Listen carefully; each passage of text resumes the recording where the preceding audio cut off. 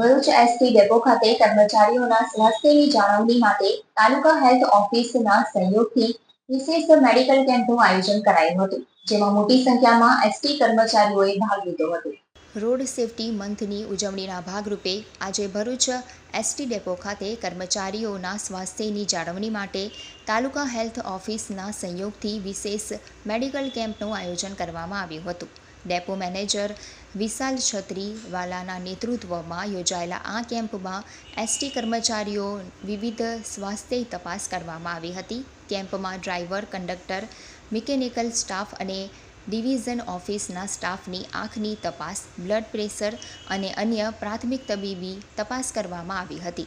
Road સેફટીને ધ્યાનમાં રાખીને ખાસ કરીને ડ્રાઈવર્સની દ્રષ્ટિ અને સામાન્ય સ્વાસ્થ્યની તપાસ પર વિશેષ ધ્યાન આપવામાં આવ્યું હતું.